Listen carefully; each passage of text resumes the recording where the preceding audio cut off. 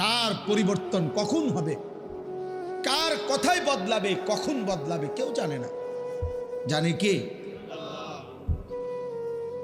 আল্লাহ। হয়তো তার কাছে এক কথা দিলে লাগছে যে হায় আসলে আমার জীবন এমন ঘৃণ্য জীবন। ফুজাইল ইবনে ইয়াজ রাহমাতুল্লাহ আলাই, রাত্রি গভীরে উনি বড় ডাকাত সর্দার ছিলেন। তো গভীর রাতে উনি ডাকাতি করতে গেছেন। রাশিয়া সামারকান্দের বড় ডাকাত, পৃথিবীর একজন বড় বিখ্যাত ডাকাত সর্দার ছিল তিনি। তো রাত্রিবেলা যখন গভীর রাতে এক বাড়িতে ডাকাতি করতে ঢুকছে আল্লাহর কুদরতে, দরজার সামনে গিয়ে যখন দাঁড়াইছে তখন শুনতেছিল বাড়িওয়ালা ওই সময় আল্লাহর কোরআন পড়তেছে। আমার কাছে আরবি কিতাব আছে, কিতাবে লিখছে আজ-জুহাদু মিআতুন, ওই কিতাব। তো এটা বাংলা অনুবাদ হয়েছে দুনিয়া বিমুখ শতমনীষী, অসাধারণ কিতাব। তো রাহনুমা প্রকাশন। তাই উনি দরজায় দাঁড়াইয়া শুনতেছে যে বাড়িওয়ালা ভিতর থেকে ওই ঘরের বুড়া মিয়া আল্লাহর কোরআন পড়তেছে। আলাম ইয়ানি লিল্লাযীনা আমানু আন তাখশা কুলুবুহুম লিযিকরিল্লাহ। আল্লাহ বলছেন, আমার মুমিন বান্দা, আমি আল্লাহর শরণ, আমার বন্দিগি, আমার জিকির, আমার ইবাদতের জন্য তোমার মনটা নরম হওয়ার, অন্তরটা নরম হওয়ার সময় আজও কি হয়নি? আজও হয় নাই বান্দা? আর কোনদিন আমাকে সেজদা দিবা না? আর কোনদিন আমার নামাজ পড়বা না? তাহলে আর কোনদিন হালাল খাইবা না? আর কোনদিন নারী পর্দা করবা না তুমি? আল্লাহ যেন ভেবে আম করে বলে, দিনের পর দিন যে ফজরের নামাজ পড়ে না, আল্লাহ যেন তাকে ডাক দিয়ে বলে, বান্দা তাহলে কি আর কোনদিন ফজরের সেজদা দিবা না? প্রতিদিন যে গালিগালাজ করে, আল্লাহ যেন বলে, বান্দা তাহলে কি আর কোনদিন এই গুনাহ ছাড়বা না? এভাবেই বলে যাইবা, এভাবেই আমি আল্লাহকে কষ্ট দিবা। তো এই ডাকাত সর্দার ফুজাইল, উনি তখন এই আয়াত হঠাৎ করে গভীর রাতে ওনার এই কথাইটা, উনি তো বুঝছে অর্থ, ওনার কলিজার মধ্যে গভীর রাতের নিস্তব্ধ, চারিদিকে তো ঠান্ডা নীরব, এই এক আয়াত ওনার কলিজা ছিদ্র করে ফেলছে, দিলে লাগছে। উনি পিছন দিকে ফিরে এসে চলে আসছে, বালা ইয়া রব্বি কদ আনা, আর চিৎকার করে দুই হাত তুলে বলছে, আয় রব, আয় মাওলা, সময় হলো, হয়েছে সময়, আমি আর এই নাফরমানির জিন্দেগি করব না, দিলাম ছাইড়া। এরপরে আমি যেটা বুঝাইছি আরেকটু রয়েছে কথা। এই ডাকাত সর্দার তিনি এত দুর্ধর্ষ ডাকাত ছিলেন যে ওই জামানায় আপনার যেই কোনো মানুষ, পথিক, মুসাফির, এমনকি বাচ্চা পর্যন্ত ওই অঞ্চলে ওনার নাম শুনলে ভয় পাইত। তো কিতাবে লিখছে যে মায়েরা তাদের বাচ্চাদেরকে দুষ্টামি করলে, গুম যাইতে না চাইলে ভয় লাগানোর জন্য বলতো, এই ফুজাইল রে ডাকি, তো বাচ্চা কাঁপতে শুরু করত। মানে তাইলে বাচ্চা সোজা হয়ে যেত, চুপ হয়ে যেত, এমন ভয় পাইতো তাকে, বাচ্চারা পর্যন্ত ভয় পাইতো তার নাম শুনে। তখন তিনি চিন্তা করছে, ওই ঠিক ওই সময় রাত্রে উনি পিছনের দিকে আইসা কোথায় যাবে এই মুহূর্তে, তো আল্লাহর কাছে এক ফোঁটা চোখের পানি ফেলতে ওনার মন চাইছে, তওবা করবে, মাফ চাইবে, আজকেই গুনাহ ছেড়ে দিবে। ছেড়ে তো দিলই, ডাকাতি করে না। তো লিখছে যে পার্শ্ববর্তী একটা খালি ঘর একটু দূরে, এমনি সারা বাড়ি আর কি, এটার মধ্যে মানুষ থাকার কথা না, এইখানে উনি একাকী মনে করে নিয়ত করছে যে এখানে ঢুকে আমি একটু নীরবে চোখের পানি ফেলে আল্লাহর কাছে এই রাতেই তওবা করব। তো উনি ঢুকছে ওই ঘরে, ঢুইকা দেখে ওইখানে কিছু লোক, যারা তৎকালীন জামানায় মানুষ এক জায়গার থেকে আরেক জায়গায় সফর করার সময় রাত হয়ে যাওয়ার কারণে এইখানে আশ্রয় নিছে কিছু লোক আর কি, ওরা ওইখানে শুয়ে রয়েছে, মুসাফির, পথিক মুসাফির। তো এই মুসাফির যেগুলো শুয়ে রয়েছে, ওরা গভীর রাত, কিন্তু কারো চোখে ঘুম নাই, শুয়ে আছে ঠিক চোখ খোলা। তো তখন উনি ঢুকেই শুনতেছে, ওরা বলতেছে এই সাবধান, ঘুমায়ও না কেউ, ফুজাইল যদি টের পায় তাইলে কিন্তু সব লুণ্ঠন করে ফেলবে, সব ছিন্ন ভিন্ন করে ফেলবে, সব কিছু ছিনিয়ে নেবে, কাজে কেউ ঘুমায়ও না, সতর্ক, কোনোভাবেই রাতটা পার করে এখান থেকে পার হইতে হবে।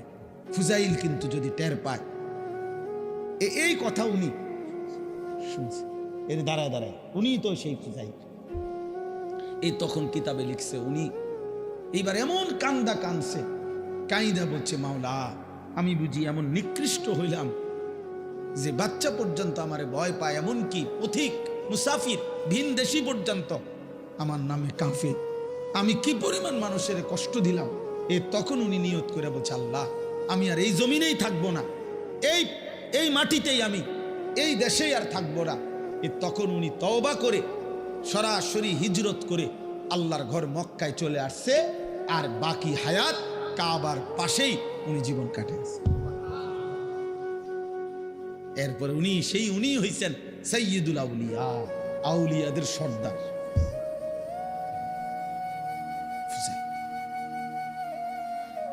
তাইলে বললাম আর কি যে কোনো কথা, কোনো এক আচরণ, কোনো এক শব্দ অনেক সময় চেঞ্জ করে ফেলে, জীবন তোলপাড় করে ফেলে, জীবন পরিবর্তন করে ফেলে।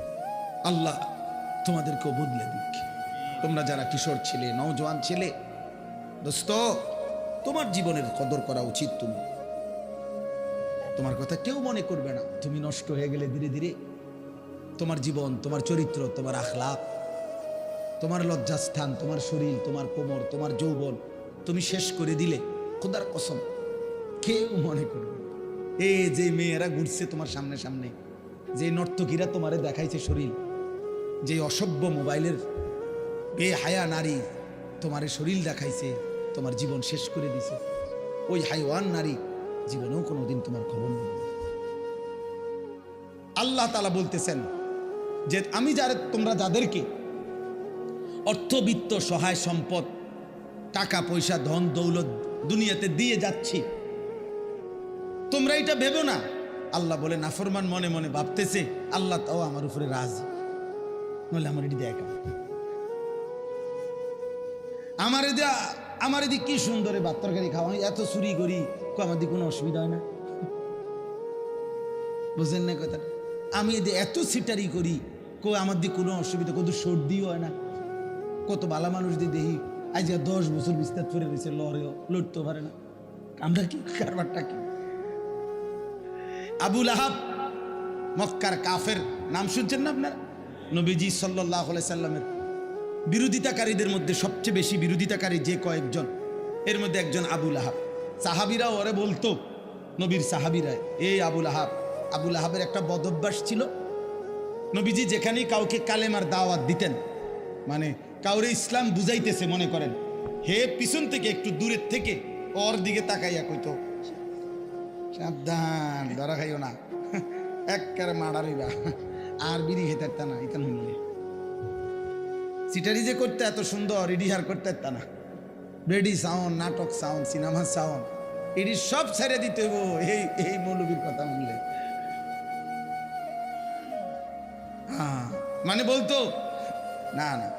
এরপরে নবীজি সাল্লাল্লাহু আলাইহি সাল্লাম সরে গেলেই এই বেঈমান ওই লোকের কাছে গিয়ে বলতো, কি কইছে, এই কইছে তোরে না, কহ সাবধান, এডি কইয়া হে বিরাট বড় জাদুকর, নাউজুবিল্লাহ, ও অনেক বড় গণক, ও একটা ফেরেশতা গায়ে দিছে সমাজটার মধ্যে, কয় যে আমাদের পুরাটা এলাকা নষ্ট করে লাইছে, মায়ের লগে এখন আর ফুতের মিল নাই, ফুতের লগে মার মিল নাই, স্বামীর লগে স্ত্রীর মিল নাই, বাপের লগে ফুতের মিল নাই, একটা বেড়াছাড়া লাগাই দিছে, নাউজুবিল্লাহ। এইভাবে সে বলতো।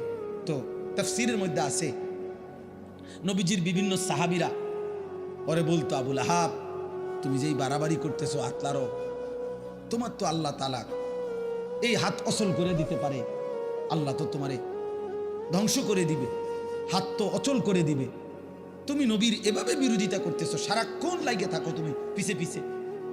এই তখন তাফসীরের মধ্যে আছে প্রত্যেক দিন সকালবেলা আইসা ওই লোক পরিচিত, এরা সমবয়সী না, যারা ইমানদার হয়েছে সাহাবী, ওরাও তো অনেকেই কুরাইশ বংশীয়, তো সমবয়সী, এক লগে চলুন না মানুষ, তো আইয়েই কইতো, কিরে এই যে হাত কিচ্ছু হয়েছে না, এই যে কি সুন্দর কত কইলা তো এরুম হইব এরুম হইব কিচ্ছু তো হয়েছে না। এই এত বড় হারামি আছে, হারামি দা গ্রেট, হারামির এক শেষ, ওই অহংকার করত।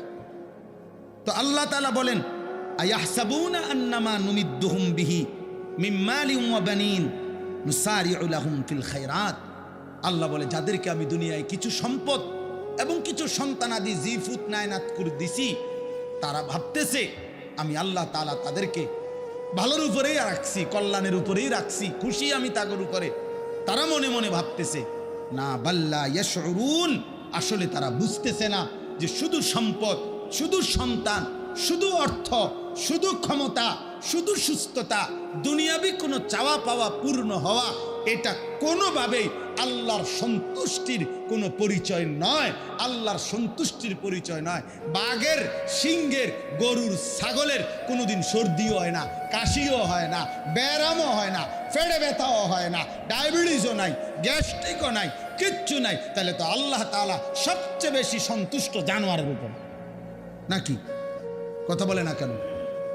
তাহলে এইটা নেই, পেটে অসুখ, মাথা ব্যথা নাই, ভাত খাইতে আসি, ঘুম যাইতে আসি, এটাই যদি প্রমাণ করে আল্লাহ সন্তুষ্টি, তাহলে তো জন্তু জানোয়ারের এগুলো আরো বেশি পূরণ হচ্ছে।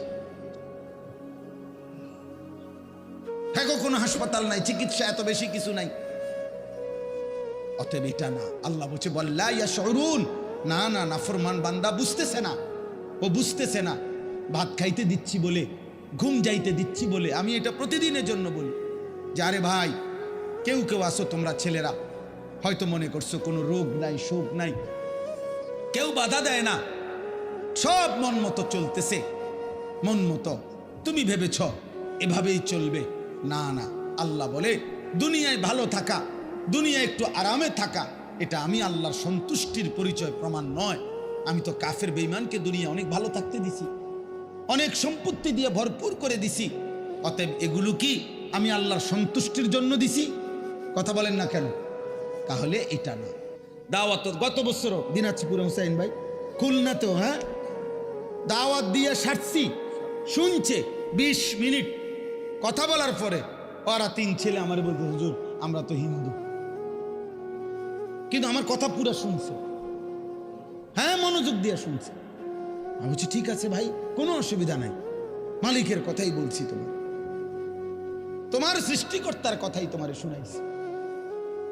সেই দিন এক মৌলানা সাহেব রংপুর থেকে খবর পাঠাইছেন যে একটা মাহফিলের ডেট দিতাম কেন এত দরকার হইল, উনি বলছেন যে এক ওই বাজারের হিন্দু ছেলে, ওর কথা হইল হুজুর, এই হুজুর রে দাওয়াত দেন। আলহামদুলিল্লাহ।